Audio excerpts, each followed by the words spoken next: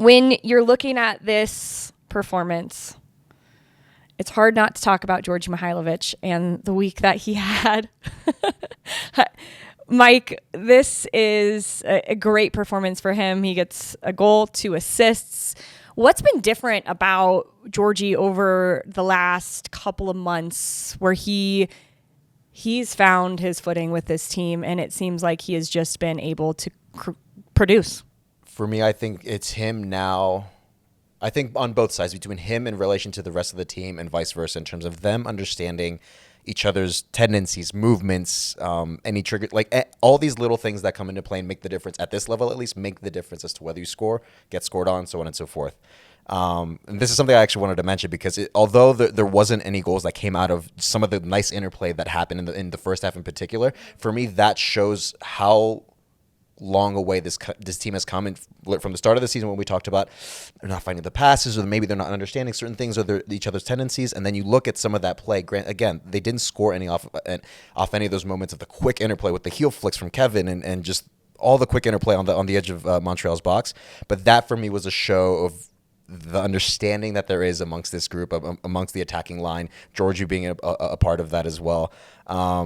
And that, Drew, you guys actually, both of you guys would know very well that I don't think that's something you really rehearse. You're not sitting there at training and be like, okay, let's figure out who's going to flick this way and go that way. Like, that's something that's a bit off the cuff. And that, I think, for me, highlights even more just how much of an understanding there is amongst the group, but Georgi in particular, who's the one that's pulling the strings, the one who sees the pitch completely differently to everybody else. I think of Cal's second goal, which I was very fortunate to get a really good shot of that, where, Cal's the one that starts it. He's the one that sets up his own goal for the second goal, where he starts the press, starts out wide, comes in, starts pressuring the center back. The center back starts to feel that pressure a little bit, plays a ball, Lala steps in, eventually works his way to Georgi, and Georgi plays him perfectly weighted ball for Cal to go finish, get his second goal, to get the brace.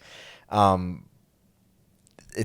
guys are starting to really click. And if I'm another team looking at this Colorado Rapids side, I'm a bit nervous, because you look at how dynamic and how effective, how dangerous this team is.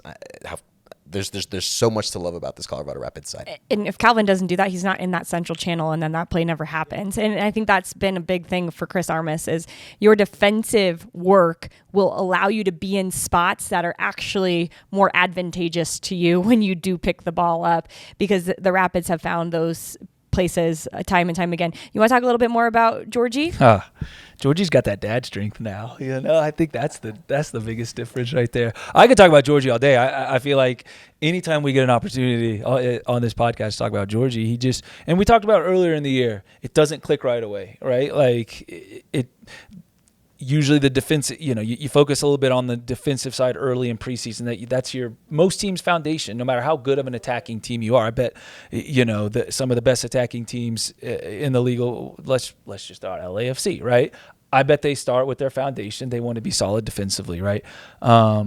Eventually the attacking comes. You start to recognize things. It takes months. It does. Can I just for a second drop in a Georgi stat, because he is the first player in Rapids history to record 3 goal contributions in consecutive matches.